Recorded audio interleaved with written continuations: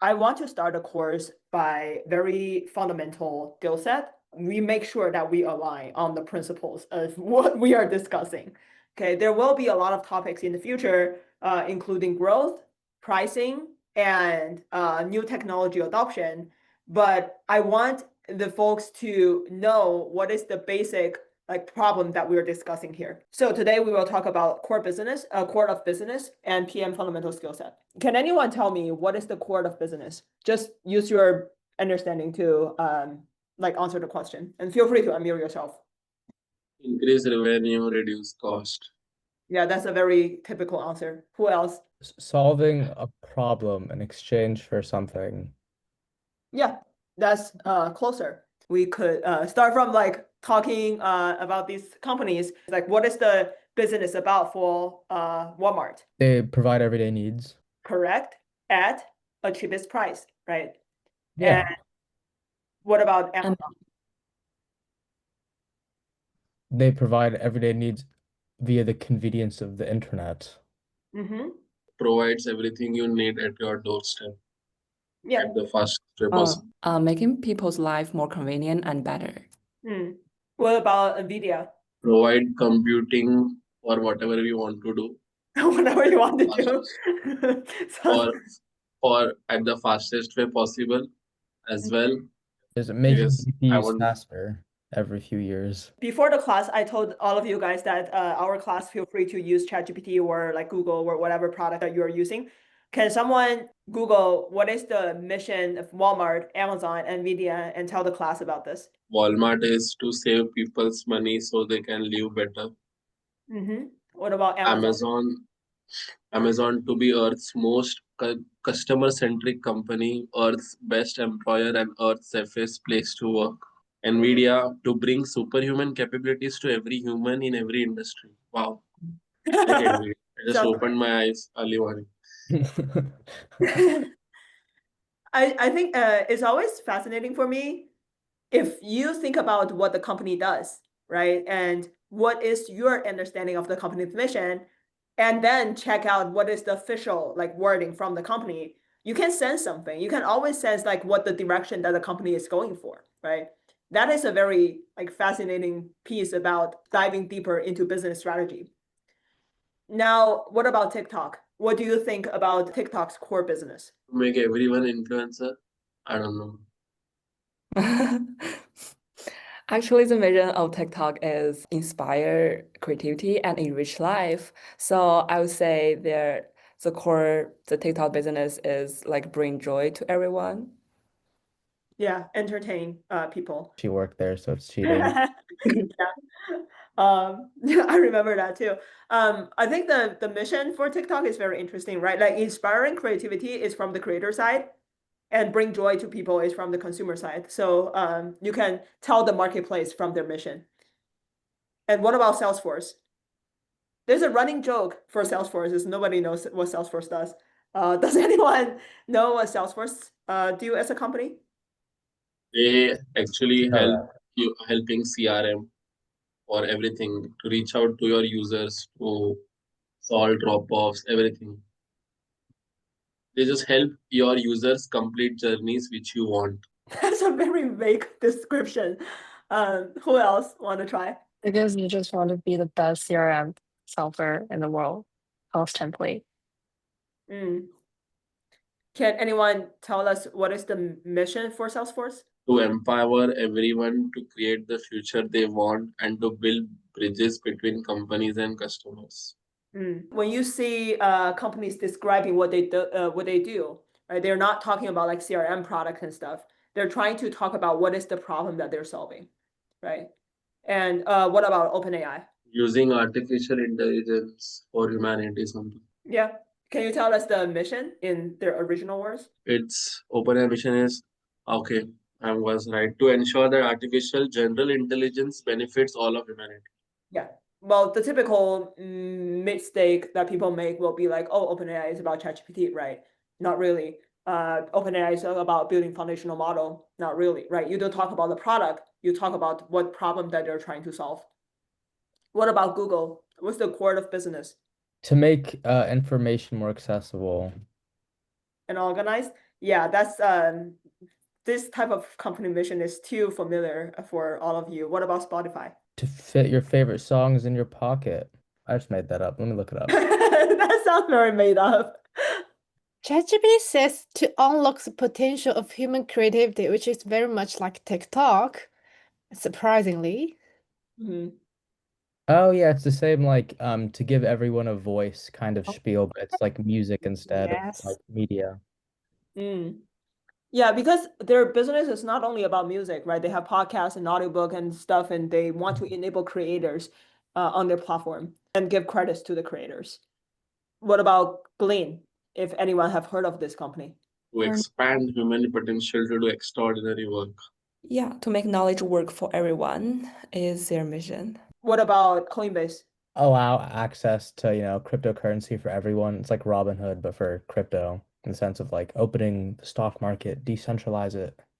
Same with Coinbase, but it's just like cryptocurrency. So if you don't know much about it, you could just go in and do whatever. Mm-hmm.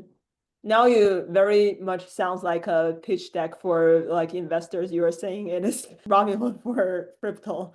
What is the mission for Coinbase?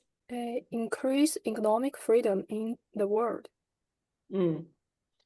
Because in their belief, crypto is to decentralize the financial system. They're talking about like economic freedom. Understandable. What about Duolingo? Language education. Make language education fun, more fun. That is definitely not true because they're not only doing language. I believe their mission should be much larger than that. But Anybody they're else? not only doing language, but also Lifelong learning. Lifelong learning? A good guess? Decompose the paywall for education. Good guess as well. Now, who can tell us the mission for Duolingo, please? To spread the influence of an evil ego. Oh, that's Is it not. really? That's definitely not it. no, I like believed her too. I was like, oh, okay, it's unique. The mission is to develop the best education in the world and make it universally available. Yeah. I believe in one of the lectures from Duolingo CEO, he talked about he wants to basically make education more accessible to everybody in the world. The CEO from Duolingo himself from Guatemala. So a lot of like English tests that he did, that's why he started from English and language learning. A lot of English tests that he did, a lot of like education opportunities is not fair around the world. So he wants to make it more accessible for people. So it's the same mission as like Khan Academy. Huh. Now you can see who are the competitors. So back to our topic, what is the core of business? Right, the core of business, as you went through all of the companies, you realize that the core of business is creating values for your users. Okay, this is the one of the things, of the many things that I want you guys to remember at the end of this course and throughout your life.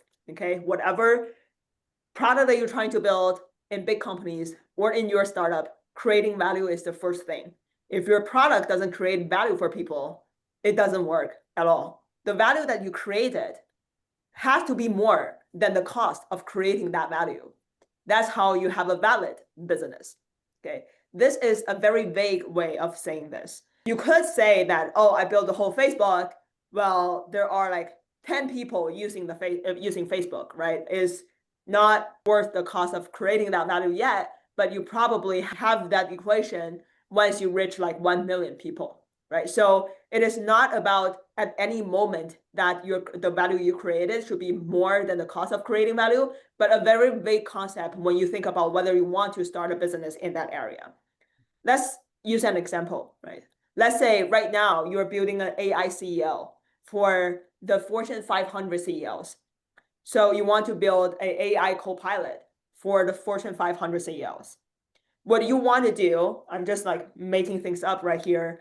If you are actually building an AI CEO and you realize that what I said was wrong, just point me out. What you want to do is maybe to enable the CEOs to send emails to anyone from the same company, right? Either to do like whatever product reviews or make critical decisions or approve whatever. You want to make that happen, right? How you want to make that happen is to maybe stalk all the CEOs, all the written emails that they ever have at this company, and you want to sound like them. So you probably want to stalk all the Fortune 500 CEOs 24/7 to record them, to see how they react to certain things, and then train your AI model, right? Then it doesn't sound to me that the value that you create is more than the cost of creating that value, right? Because you need to gather all the data, you need to train the AI model, and the value that you create is to draft email for them, right? That doesn't sounds right for me. And the total addressable market for your product is only the 500 people. So that doesn't sound great. It's just an example of telling you how do you make sense of your business. Most of the companies, when it comes to a situation like this, they're thinking about two things. One thing is you can think whatever to drive the revenue up. The second one is drive the cost of goods sold down. Okay, the COGS is cost of goods sold. So in this case, let's say right now you do the math, you realize that the value you create is not enough for the cost of creating that value. Now, if you want to drive the revenue up, you could think about, oh, right now, every CEO just paid me for $50 per month for this service. What can I do to make it $100 per month, right? Then you probably are thinking about maybe drafting email is not enough. Now you want to take over their all hands meeting as well, right? Their public speaking. Then you could put the price up, or you are thinking about driving cost of the goods sold down.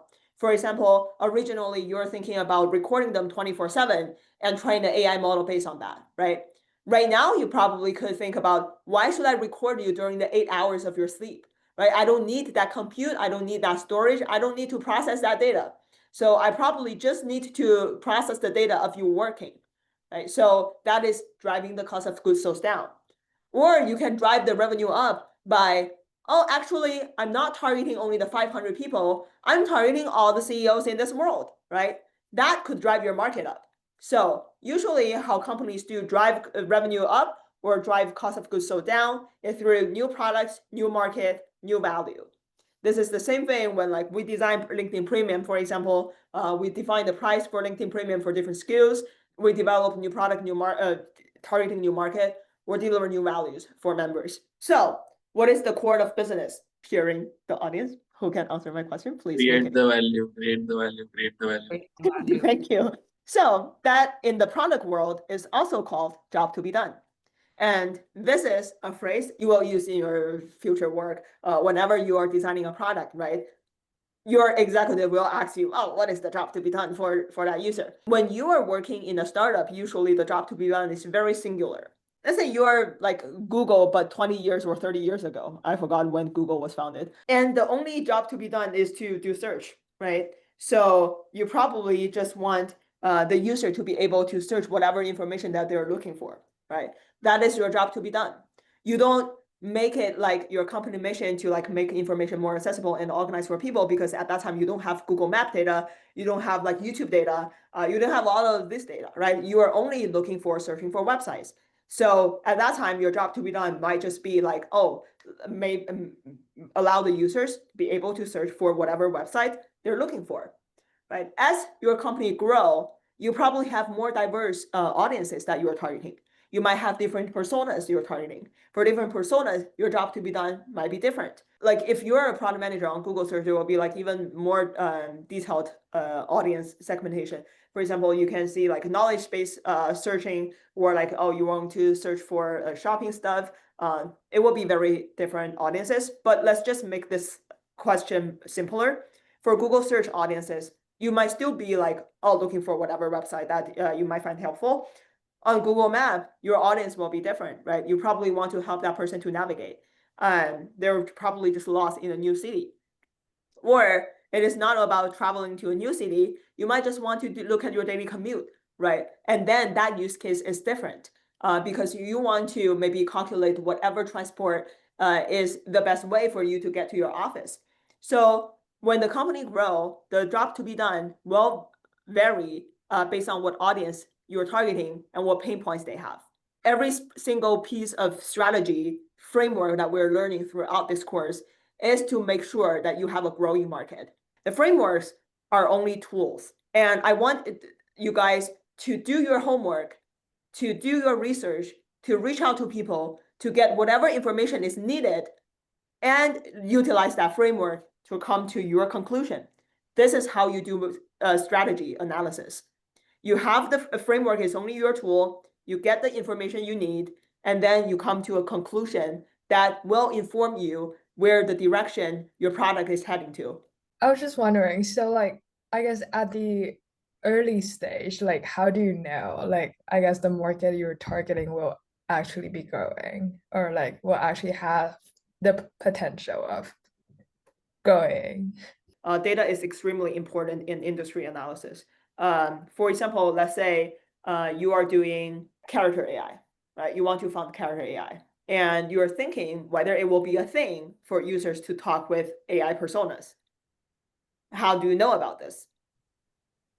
You can think about, oh, communication is a whole thing, right? Communication is a whole industry. And it depends on the form of communication, right? Now we're talking about a market, not an industry. Industry will never grow. That is a later thing that I will talk about. But market is something that you want to target.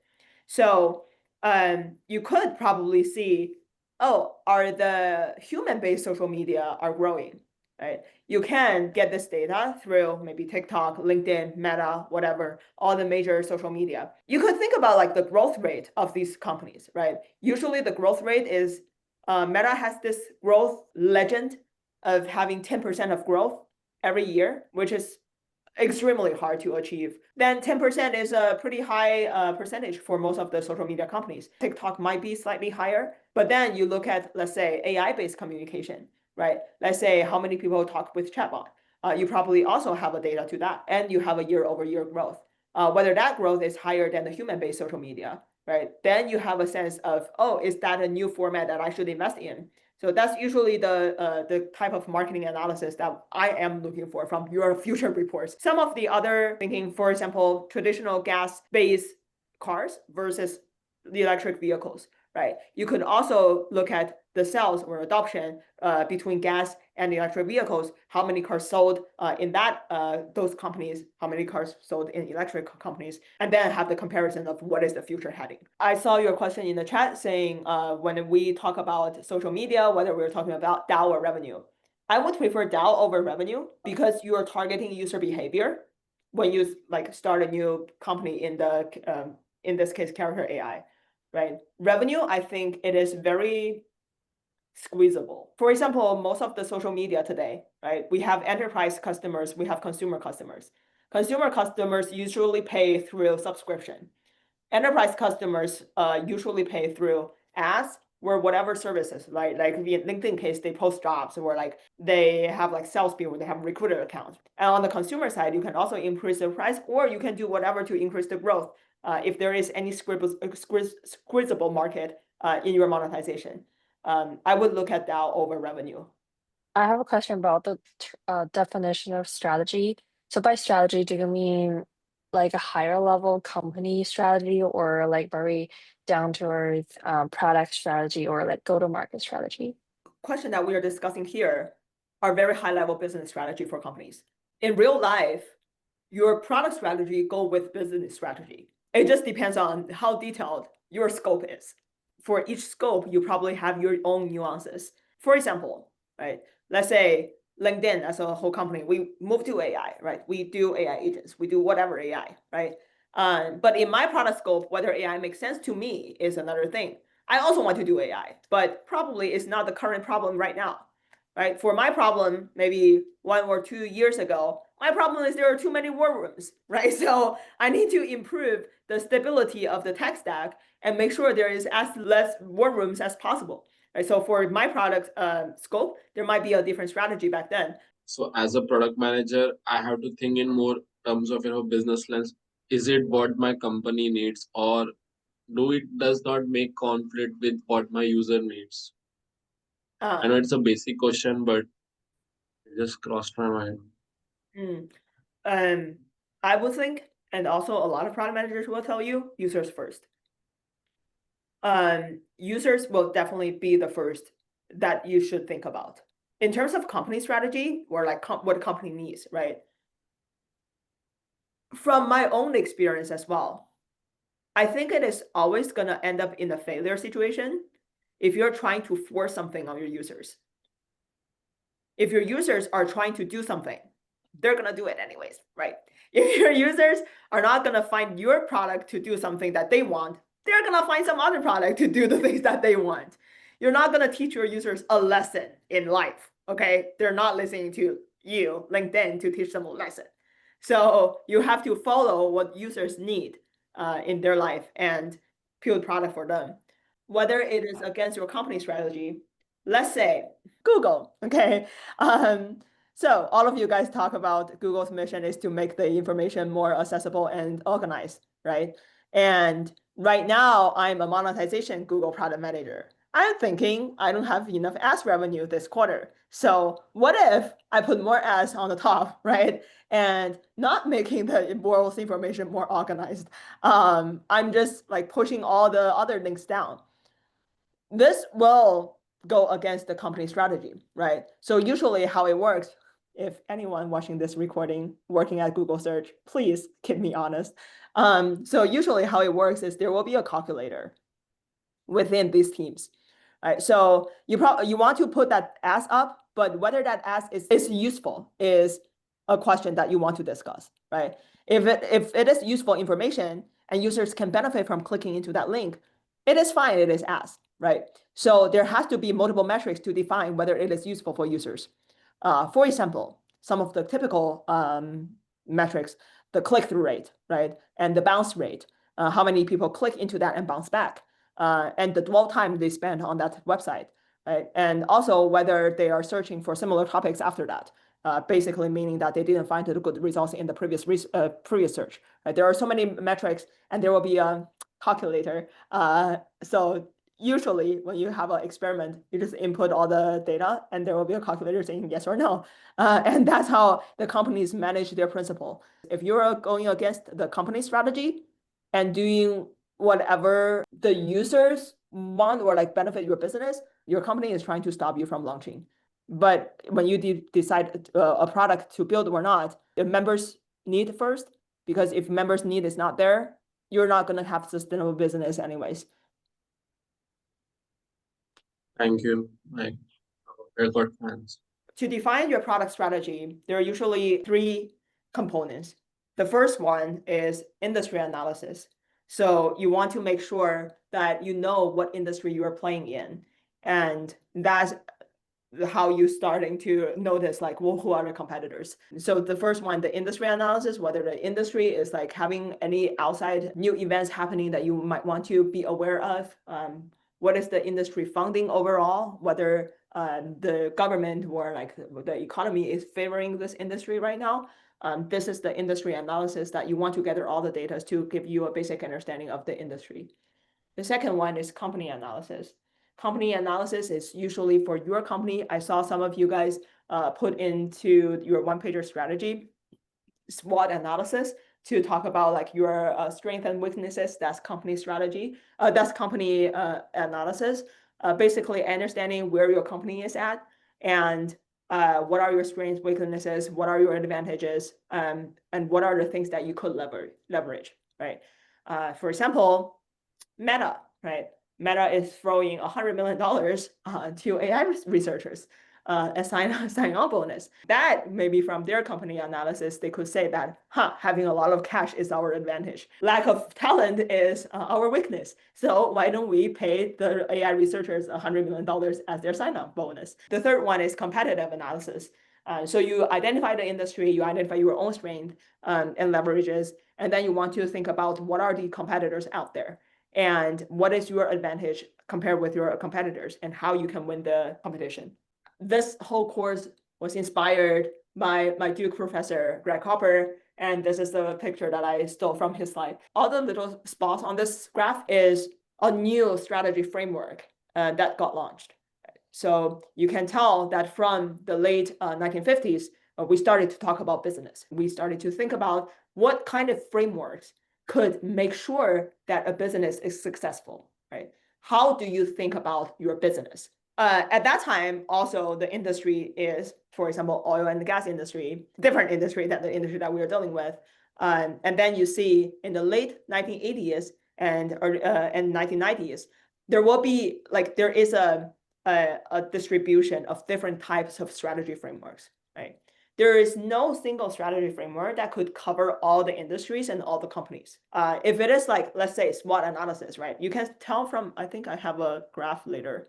Yeah, SWOT analysis exists in the middle of 1960s. Like if you guys can see this. Yeah, and so the analysis itself is very limited, but it could cover a lot of businesses. That's the strength and weaknesses of this SWOT of this framework. And of 1980s, that's when we started to have internet industries.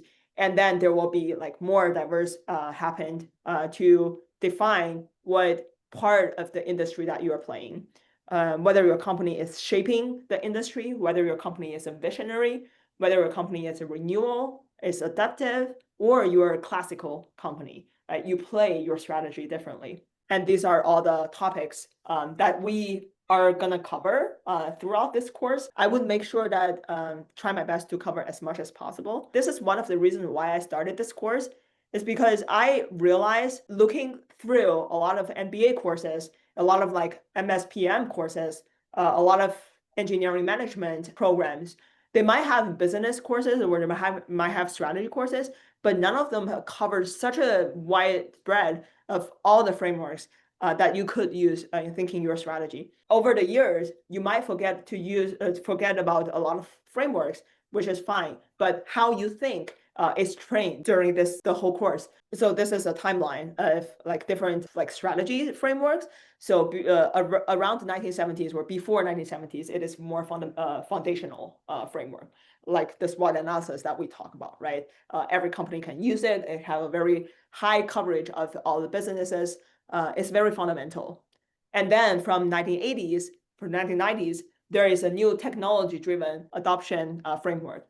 Now, at that time, the question is, oh, when there is a new technology come up, how can you make sure that your users adopt your technology, right? Right now, when AI come out, AI is not a new word. So these days, when you look at ChatGPT or other AI products, right, they are LM-based products, the adoption rate is way faster. Right? It is not the time that, oh, internet is just first came out or Facebook first came out. The adoption cycle is not as fast as today's product. AI is not a new word. And also, as time passed by, the generations over generations are more open to adopting new technology. And then from the early 2000s, we're talking about customer-centric, right? Reason being that the technology is becoming more and more consumer-based. And then after 2010, we are talking about speed and scale. As a business, how can you speed and scale and compete with other products and companies, right? So you can tell that at different stage of the history, we are focusing on different things. That is where the disruption comes from, because technology becomes more popularized among consumers. And this is also a slide that I stole from his slide, which is very funny because when he was a professor back then, he used to have this LinkedIn profile headline saying, I read all the business books, so you don't have to. Like that is basically the principle when he started this course. He read through all the books and then he come up with this competitive strategy course. So we don't need to read all the business books. And then I remember at the end of the semester, I told him that actually I finished all the business books, so I don't need you right now. So I started actually reading from Crossing the Chasm. And this is still, I think, one of the best business books out there. I did find a lot of inspiration from, for example, the Lean Startup, The Innovator's Dilemma.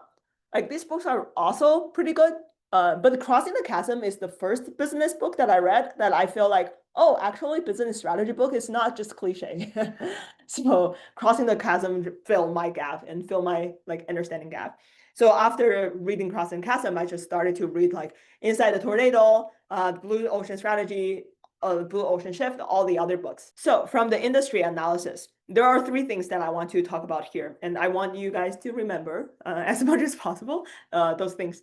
So these days I'm like going through all the stuff that I studied before, and I realized that these things are still very applicable to like the technology industry or the AI dynamics today. First, there is no such thing as a growth industry. I said there is a growing market, but there is never a growing industry. And I will tell you why later. And second, your product is not your business. We talked about this before, right? When we talk about the core of your business, it is not your product. It's what your users need, right? It is also, of course, the third part, focus on customers' need, not your capabilities. This has always been like a very common failure for product managers. You are obsessed with your solution. You're obsessed with your product, not your customers. Instead, you should be obsessed with the problem that you're trying to solve, not your product. Very common beliefs. The first one, population, the market will continue to grow. There is no significant substitute for our product. We can be more efficient and boost production and lower cost. Fourth, a focus on improving the technology and product will ensure future growth. These are the 4 very common beliefs and always put companies into failures. So I'll tell you why industry is never growing. For example, you talk about like companies, oh, you're in the oil business. No, you're not in the, yes, you are in the oil business, but the whole industry is energy industry. You're in the railroad business, but what you're trying to solve is how to get people or goods from one point to the other, right? That is the transportation industry. When you're thinking about you're dealing with film industry, you're actually dealing about entertainment. You are getting attention, getting time, making users feel entertained with all the other products out there, right? People don't need to just be entertained through movies. They could also get entertained through music, through art, through any other stuff, through short videos, right? Through social media, right? So all of these products or all of these businesses exist in the same industry. And that industry is pretty much fixed based on how much need that the common population have within that industry. You have a certain amount of like money or attention or time spent in transportations, right? And you have that need, and that need is pretty much fixed. But the business within the industry is gonna vary a lot. Maybe some of the business might disappear after a few years because of new technology, but the industry defines the consumer need. So you're saying we're not like creating user needs out of thin air, basically? We're not creating the user need, yes. I also have a similar question. How we define the industry? Like we can see energy is a level of industry, so that makes sense. But we can also see like renewable energy industry. That's a way of people using the word. But we start this argument because I want you guys to think about this problem differently. Because a lot of like startups specifically, they're gonna say that, oh, the industry is growing. You have to think about what exactly is the industry that you play in, because that is a very common lie from startups. Another example for you is communication, right? Before social media, you still communicate with other people. Like you talk and you meet people. It's just the social media enable you to have new format of meeting new people around the world, right? Now you have a new way to communicate and connect with more people. It is true that you will connect with new people that you never imagined in your previous life, right? But the need is always there. Another example is if you have spent more time communicating with an AI avatar, then you connecting with a real human being and you talking offline with other people is gonna shrink. People's need barely change. It's just you always innovate on the format. So you make impossible things before possible. And that is a growing market, right? Because you're competing with other markets.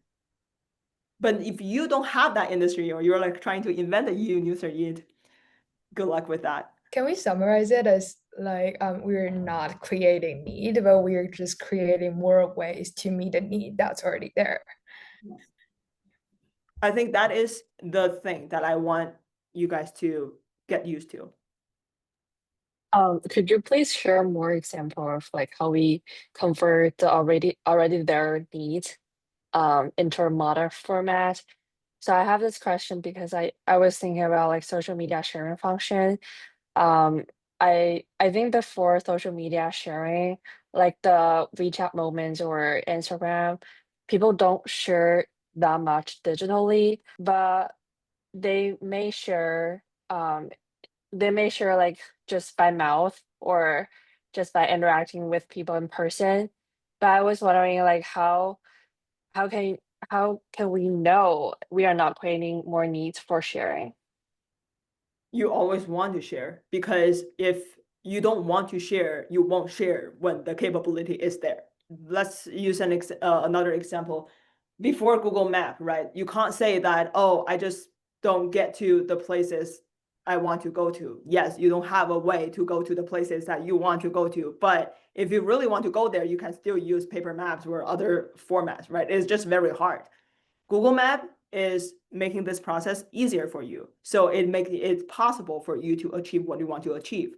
But original need of achieving that goal never change. Another example, right? I always say that like social media is trying to get your attention, right? Using whatever methods they have.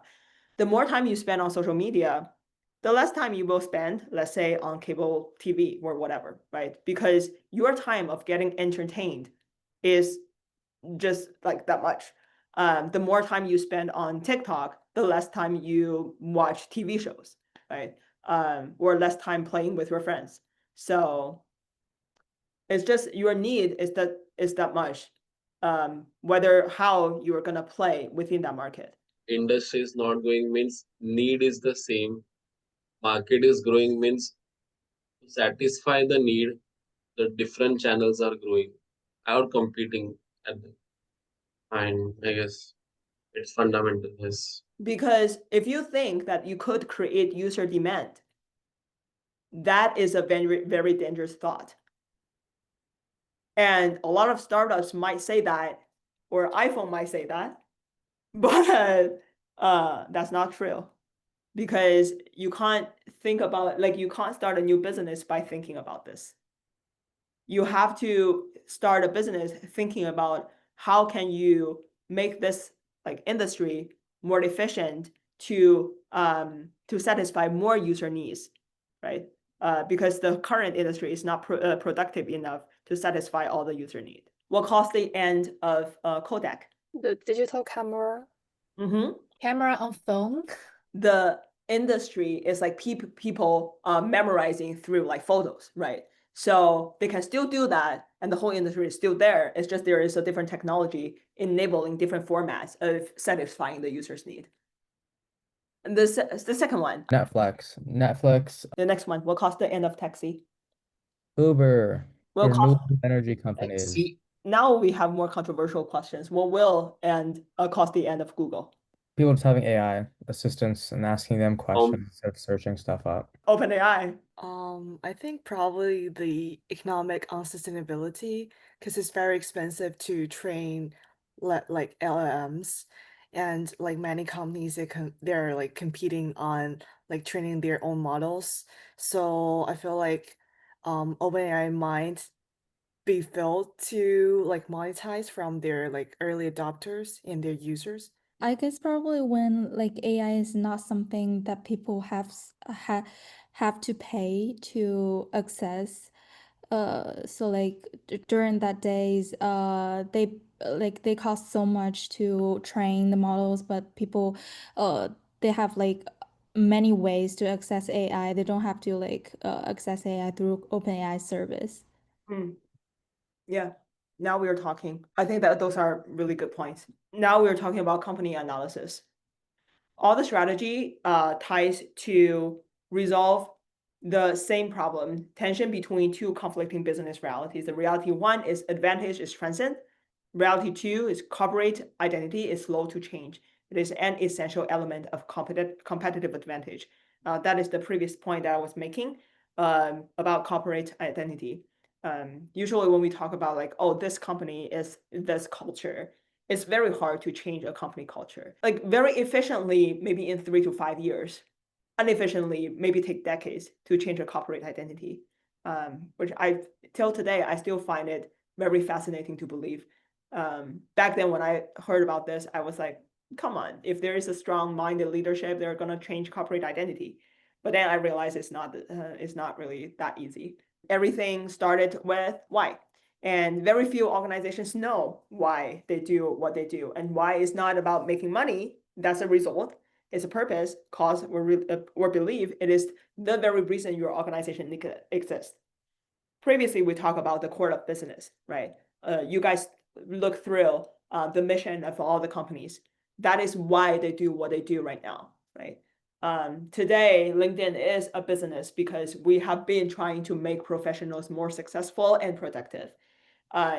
Google is still a business today because they are trying to make the world's information more organized and accessible to everyone. And then how is some of the organizations know how they do it. These are the things that make them special or set them apart from their competition.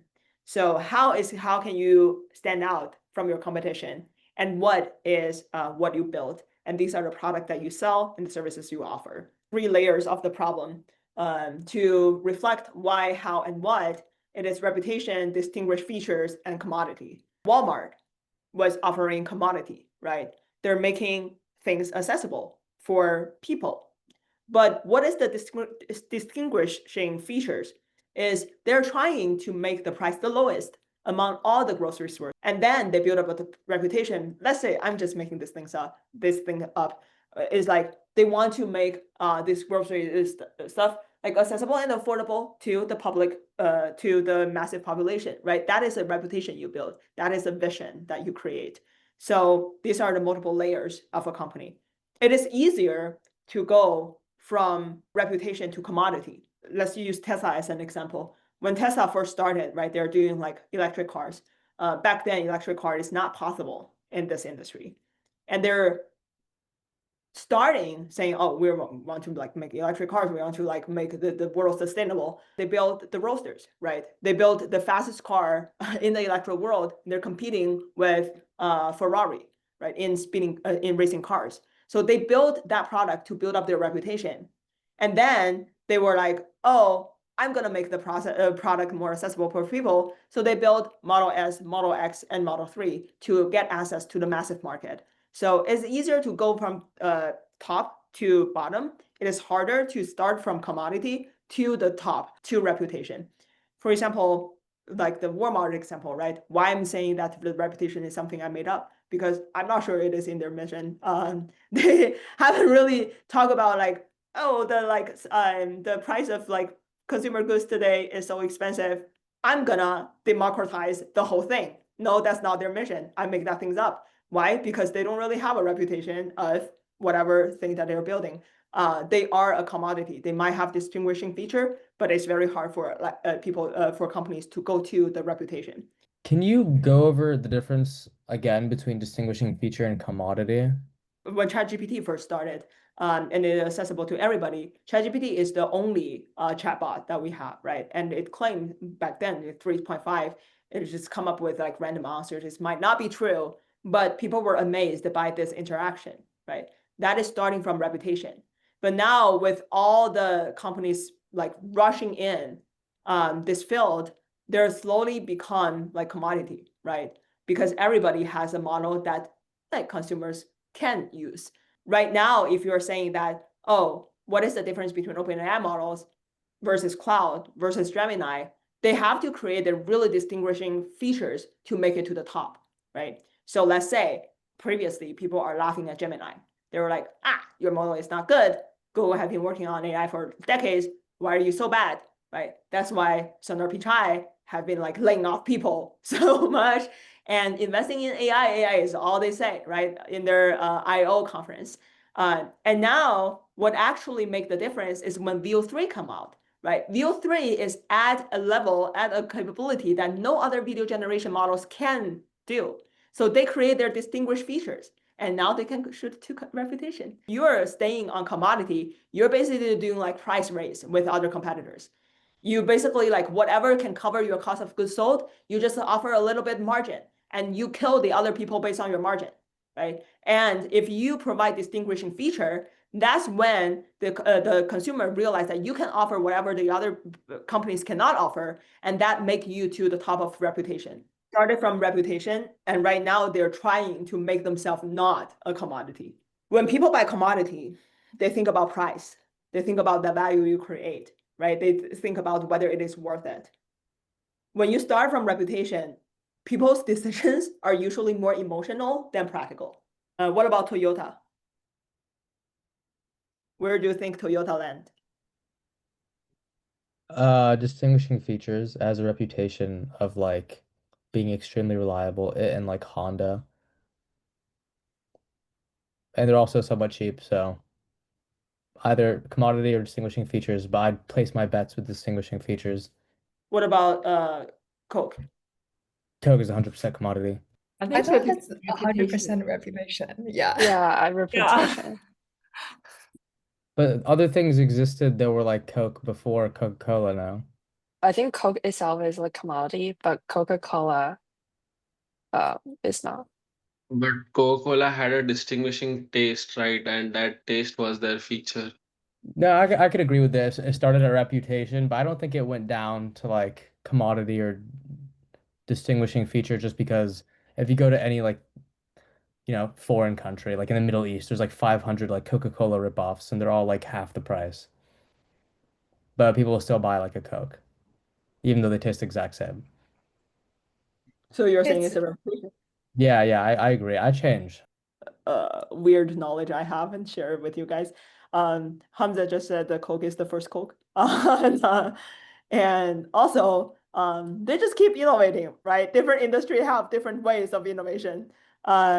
And for example, like one interesting story I know is, do you know why they just highlight the polar bear so much in their advertising?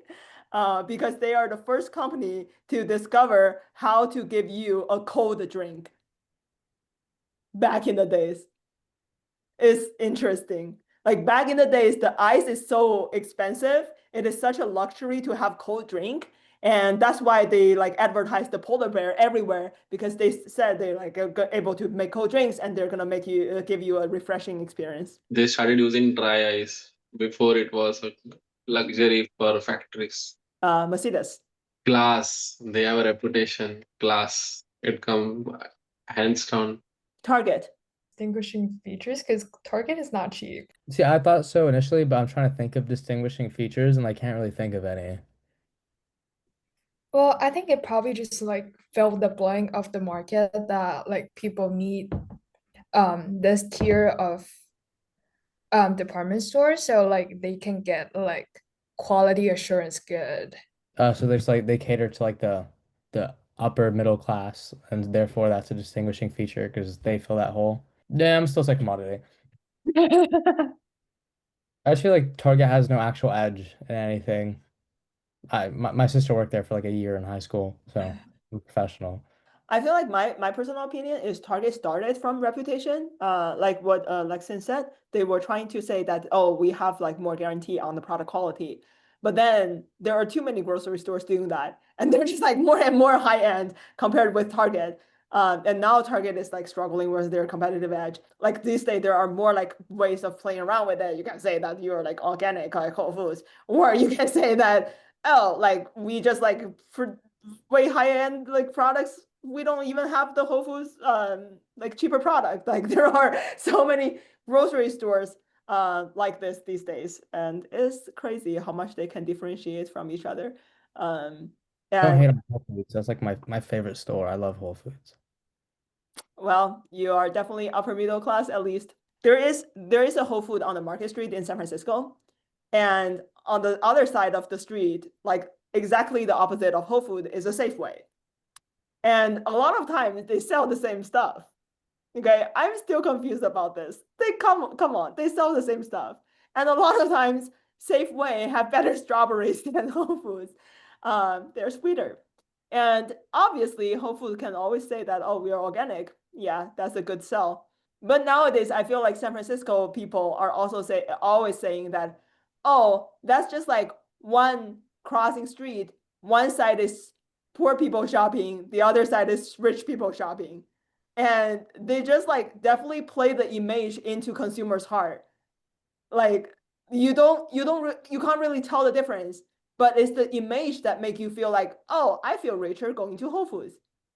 No, they're totally strengths and weaknesses. At university, I live next to a Costco, a Trader Joe's, and a Whole Foods. They're like all right, like walking distance away.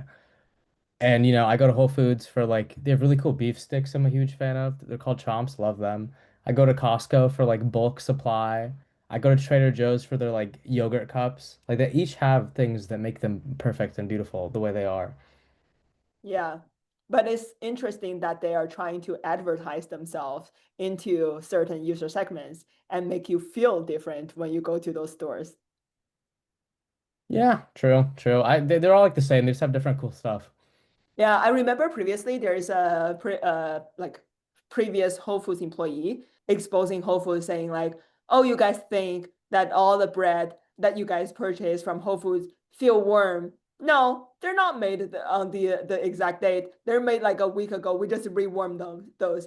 But like you never like thought about that going to Whole Foods. You just think that you have a premium customer service going to Whole Foods. Starbucks. Reputation, weren't they like the people who I guess made famous the like $5 cup of coffee, like to go, like, oh, just stop by, get a cup of coffee to go, only $5. So you're saying they started from reputation? Yes. Any other thoughts? The thing is Yeah. reputation. I think they created like lifestyle revolution of like you have a chill time staying in a coffee shop, um, and they want to bring that space all over the world. So I think that's reputation.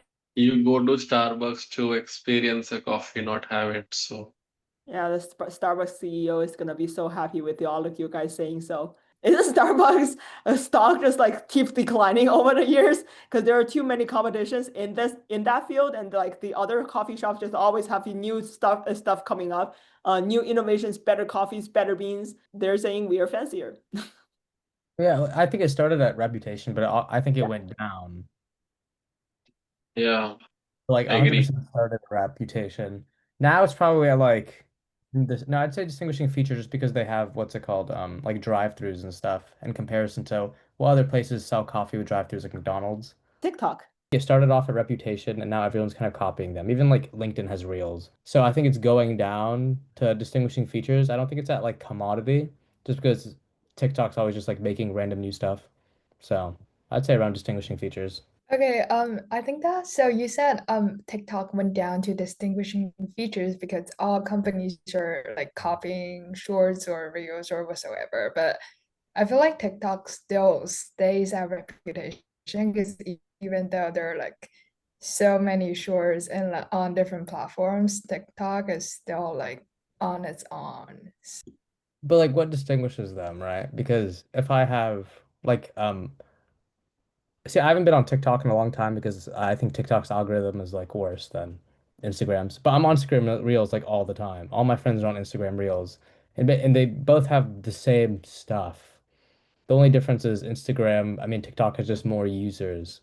I'm not saying that TikTok's reputation is like worse than Instagram's. I'm just saying that both of them have really large reputations and they both basically do the same thing now to the point where like I wouldn't consider TikTok doing anything really innovative.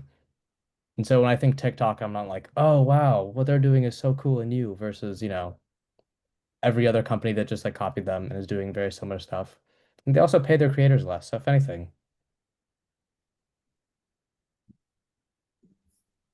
Well, but like you would say Coca-Cola is reputation, right? What's the difference between Coca-Cola and Pepsi then? But Coca-Cola is still reputation.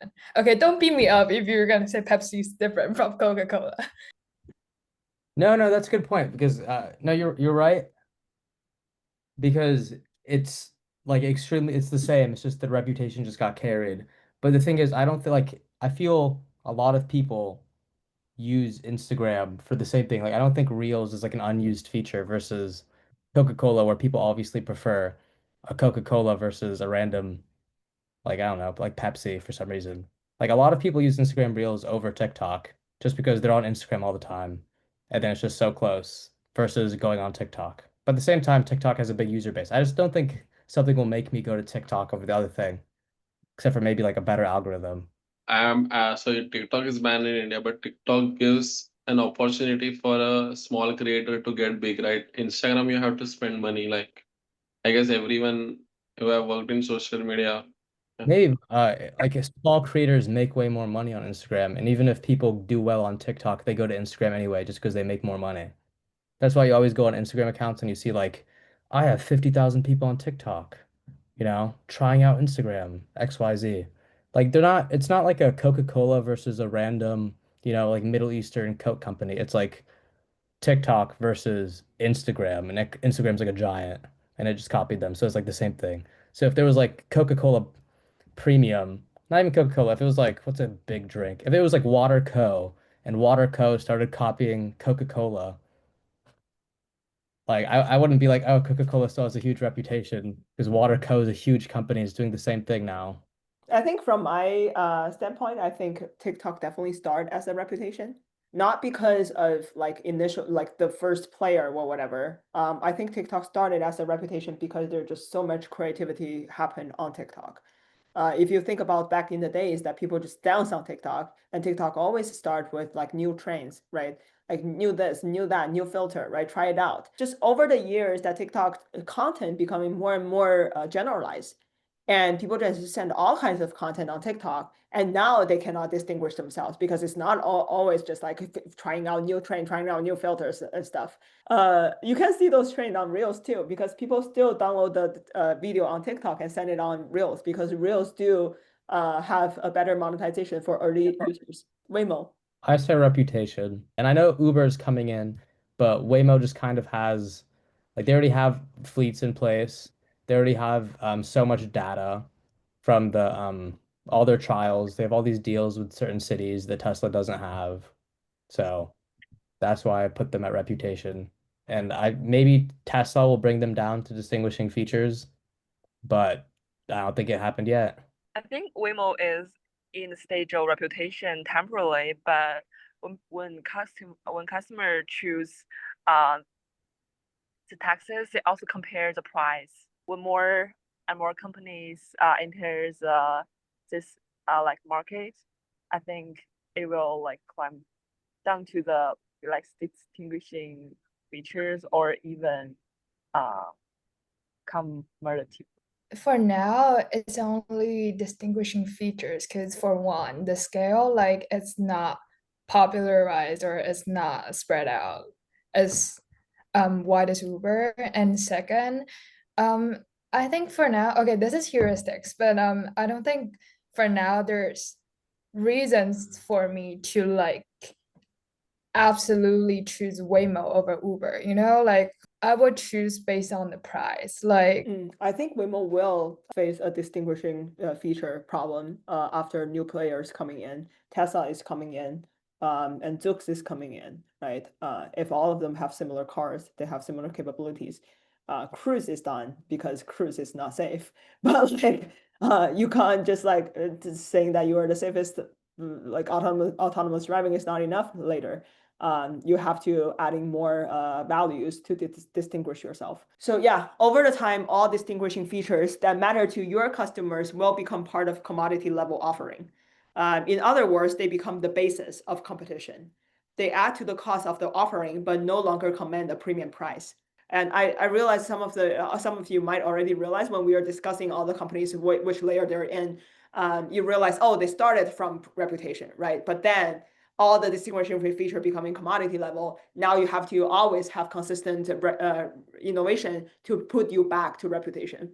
So yeah, this is a example that I want to talk about. OpenAI started from reputation, but then when DeepSeek came out, people were just realized, oh, do I really need to spend that much money to train a model?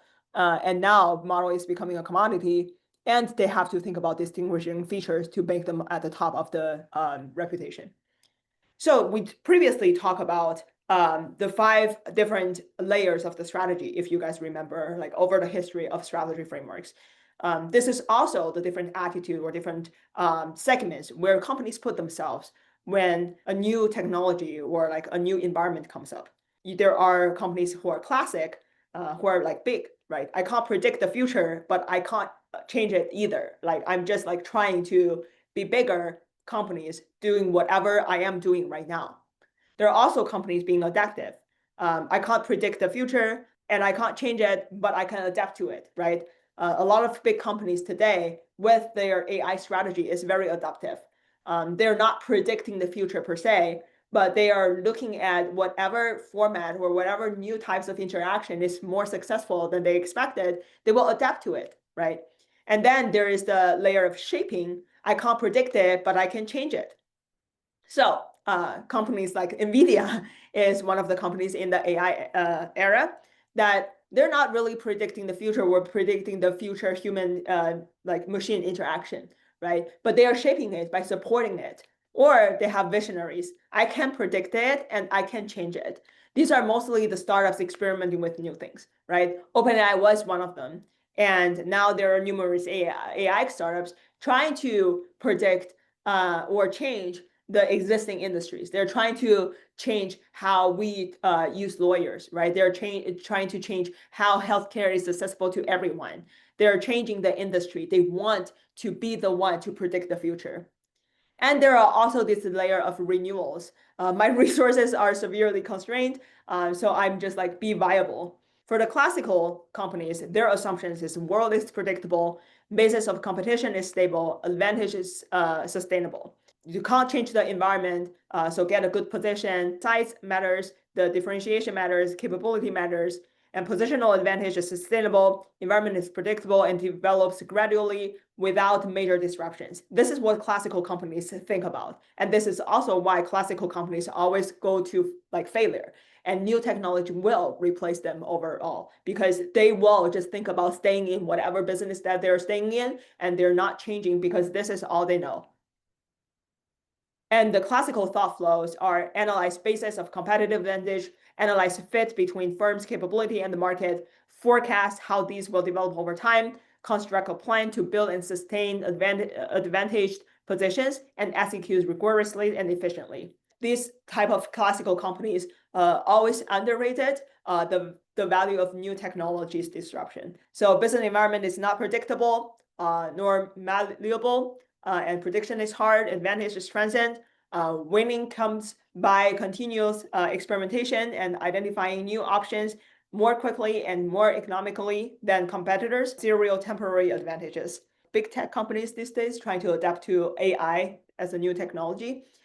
They do know that advantage is transient. They cannot predict the future, but they are doing a lot of experiments on their existing user behalf because they do have a large market size.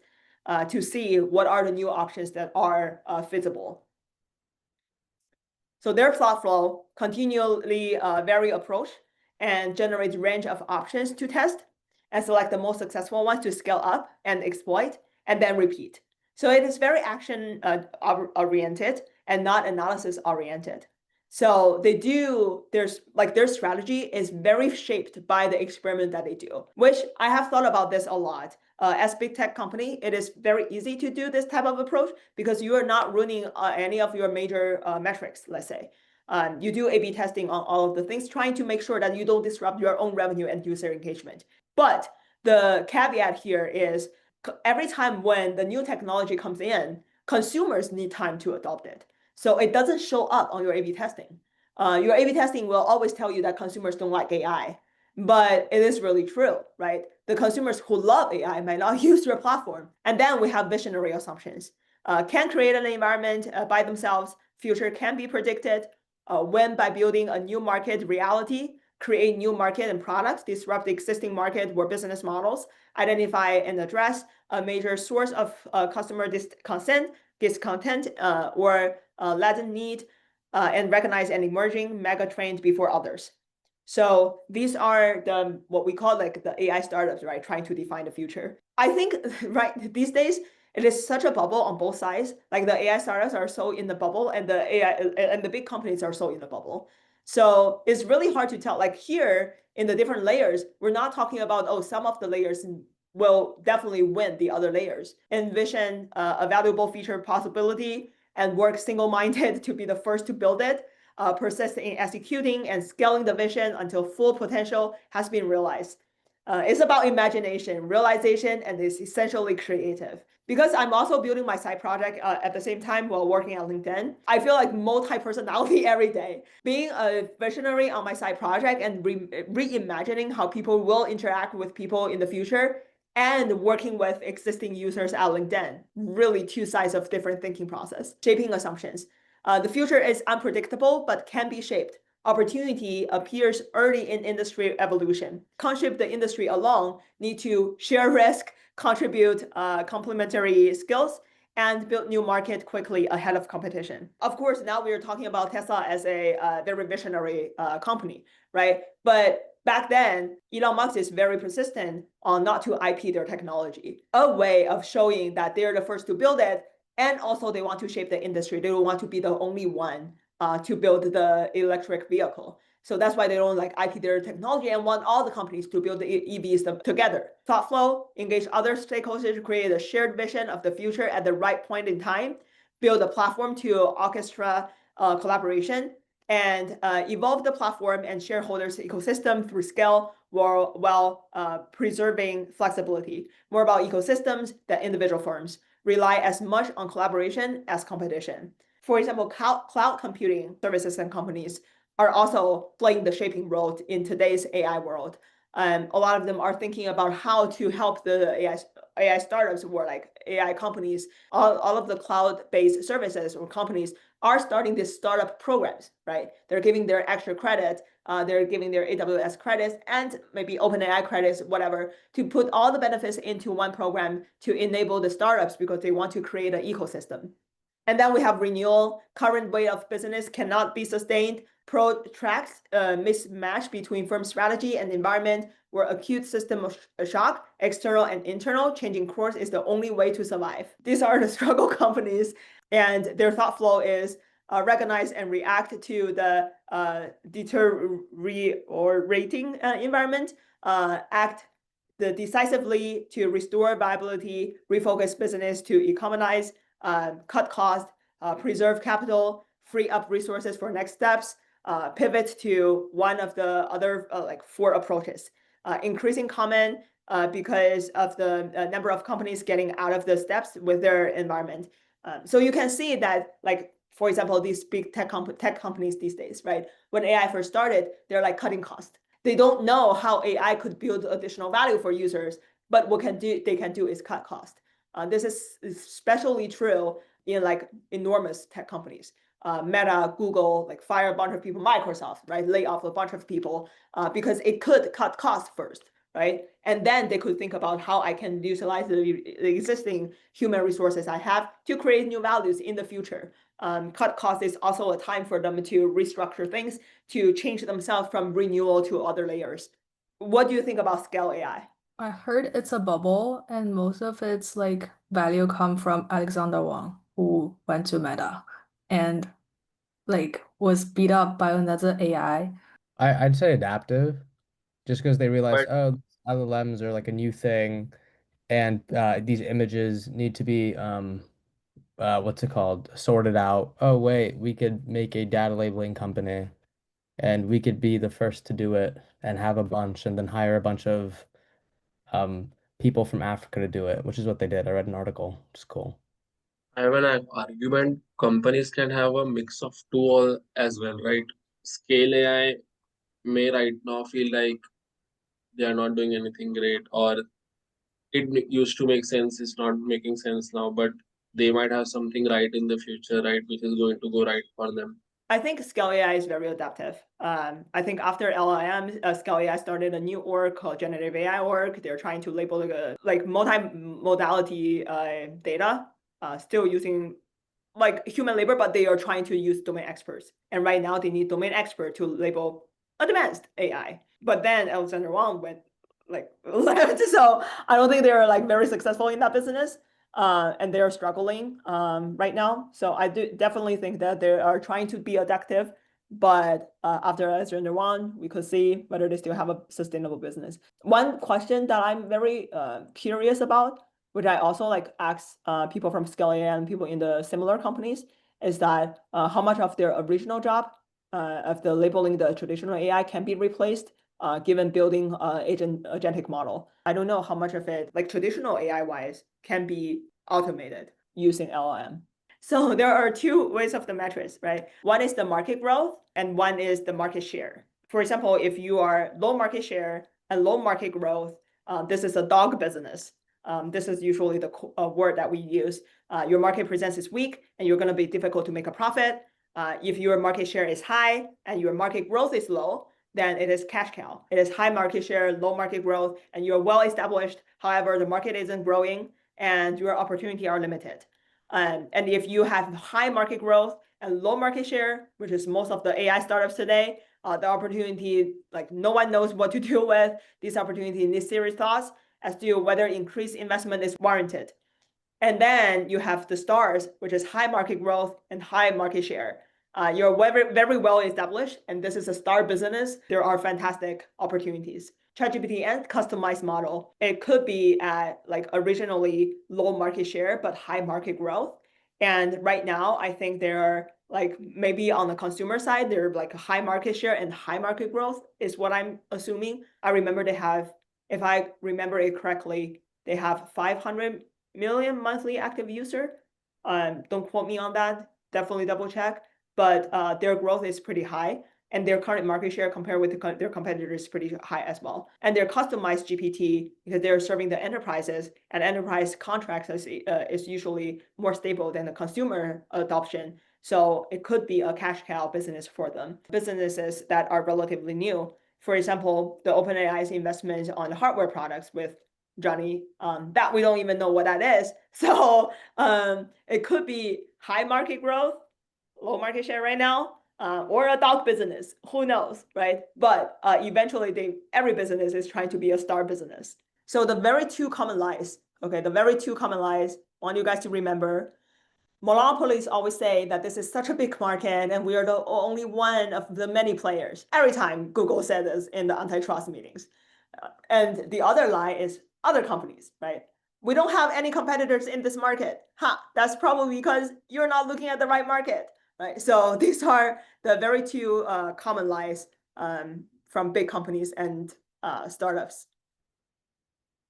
And what is a competitive advantage? Or in the AI world, people love to call it moat. So to be a sustainable competitive advantage, you need to meet 3 criteria.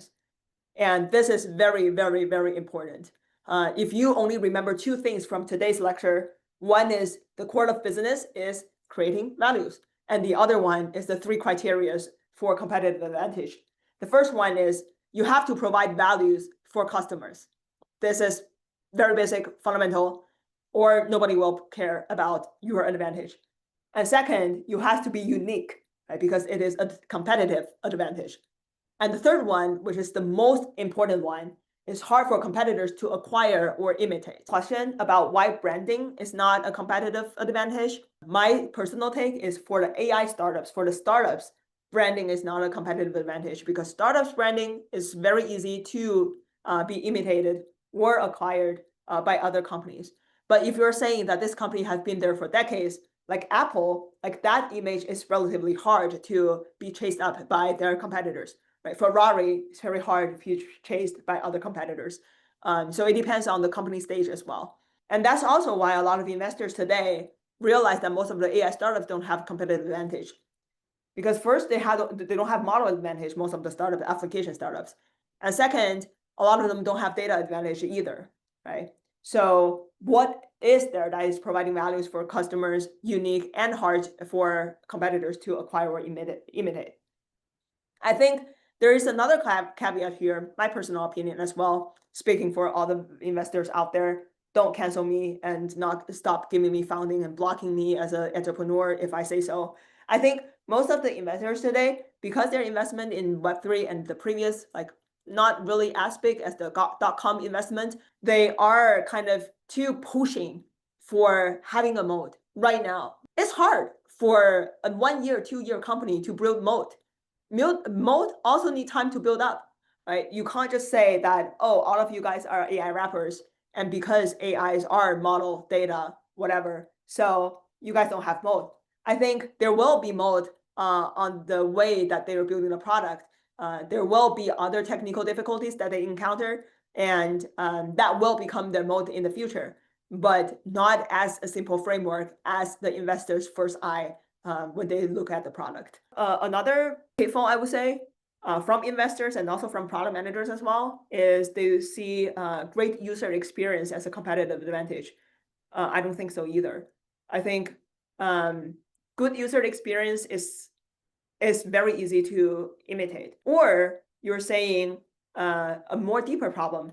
Let's say how to define a good user experience, right? UI is not only the simple thing. You probably are saying, oh, when you open LinkedIn app, you have to wait for 5 seconds. When you open Duolingo, right, you need to take like 10 seconds. And then you are saying that this is not a good user experience for Duolingo, then we're not talking about user experience. We're talking about infra capability, right? That is a competitive advantage, but the user experience itself is not. When it comes to competitive advantage, you want to be very strict to the point. You can't just talk about, oh, the user experience is good. User experience is too big of an idea. Then you want to maybe dive deeper to see what build a good infra. There are two things that build a good technical infra. One is technical talent, and the second one is how shitty is your code base, right? So if, let's say, finding good technical like talents, you probably spend, let's say if you are not lack of money, then you can put like 100 million sign-up bonus on talents, then that could be like in months. You can chase up for in months. And then it depends on the talents to change your shitty infra, right? That will take pretty much years. So let's say if you're a small app, then probably take 1 to 2 years. If you're a big app, let's say LinkedIn is not even that big, but doing the infra change might take us like 2 to 3 years to go through everything. It also depends on what layer of infra we're talking about. If more application layer, is probably faster. If more fundamental layer, it is even harder. So here I would say that for software company, usually I would define it hard to imitate or acquire as to 3 to 5 years, because software company move way faster than hardware companies. If you're saying hardware company, I would say at least 7 to 10 years. If they cannot chase you up, then that is your advantage. Product management skill set. Today we talk about product strategy, right? The industry analysis, company analysis, competitive analysis. That is very high level of product management skill set. Usually when you're an entry-level product manager in a big tech, you do product design and product execution. You don't do as much as product strategy. The strategy is pretty much handed to you. After your first or like second year-ish, you started to have your own product strategy, right? So for example, if you're working on, let's say, as marketplace, right? You probably can develop a strategy and roadmap for the next 2 years. That's easier after like 1 or 2 years of work experience. After 3 years, you probably want to talk about, oh, what my product is gonna do in the next like 3 to 5 years. And also you have a bigger scope. So you probably define like, let's say 1/10 of the bigger company's strategy. So it's like step by step, but initially you want to be super good at product design and execution. You want to be able to ship product first. For the sake of this course, we're gonna mainly focus on product strategy, but I will also give you guys like product design and execution questions just for a teaser. We can do this. Like today, we have this like icebreaker to talk about everybody's product moment and what you want to achieve in your life. In the future, it won't be that chill, guys. We're gonna have mock interviews and have product design and execution questions to make things more fun. And I like debates, so I'm gonna see you guys debating. But the whole structure, the whole life cycle is here. Once you know where your product is heading, you want to focus on what are your target users and what are your users' pain points. And that is how you define your job to be done. And as long as you have your job to be done, you design your design your solutions and design your MVP. And of course, within this process, you will do a lot of like market research and UX research to validate your hypothesis. Usually in your job, the product manager will have a lot of hypotheses based on your user empathy, your conversations with users, and your data. Eventually, you want to validate those hypotheses, usually through 2 ways. One is research, one is experiments. So research is market research and UX research. Market research is before you have a design. You do market research to see whether users have that need. And UX research is when you have a design and see how users interact with that design. And then the product execution, you want to define success metrics. You want to know how to define basically the success of the product, and that's through success metrics. And prioritization, A/B testing, go-to-market involve marketing and business development, business partnership with other companies or other products, customer feedback, and cross-functional collaboration. So we are talking about models are becoming commodity. And given what you learned today, our question is, what should OpenAI do to maintain competitiveness in the future, where all major labs have high-performing and cheap models? This is a huge assumption that they are having high-performing and cheap models, but let's develop the report based on this assumption and discuss how OpenAI should maintain their competitiveness and how to structure a roadmap for OpenAI as a company to ensure their success.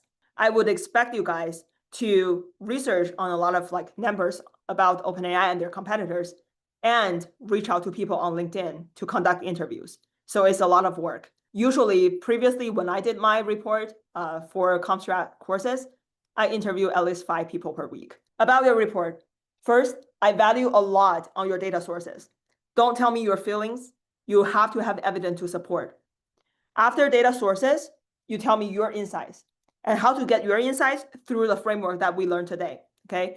Again, frameworks are the tools for you to cover everything, hopefully. Your report should tell the audience something we don't know. Today, you guys have ChatGPT to help you guys. I don't care whether you guys use AI or not, but I do care about the insights in it. So yeah, I don't care about your wording, but I care about your thoughts. Because all of you guys are thinking about the same topic. So I would expect to pick someone from like whatever team and present your report, and the others will shoot you questions. Oh, and is the goal here to interview just OpenAI employees, or could we just interview other people in like the AI space? Other people as well. However, you can get your information the fastest, the more accurate. So I share some outreach framework in my last slides. This is how you can get the highest reply rate from LinkedIn. What I found from my experience reaching out to people, sometimes reaching out to the employee is not the best way, because sometimes the employee won't tell you their thing. People are very like sensitive about confidentiality, especially in companies like OpenAI. And that's why I never know what my boyfriend is working at. But what I found really helpful is you could interview their competitors and ask their competitors how they think about OpenAI. And that is a way faster way for you to get information. And your competitors will also very curious about when you interview like multiple competitors, what are the other competitors thinking about this person, this company? So you should follow up with whoever you interview with more information. Okay, that is showing your appreciation. Thank you for their information. And here is more of my analysis. And hopefully your analysis will be helpful for the people in the industry. And also interviewing past employee is also a trick. Good luck with all of y'all. This is a very hard topic. And you can also tell me that OpenAI is dead. There's no way that they can turn this over. OpenAI is not going to pay you for consulting if you come up with that solution. McKinsey doesn't exist because of that, right? So you have to come up with something and enjoy your collaboration with your partner. Thank you. Thank Have a nice- you. Thank you. Thank you.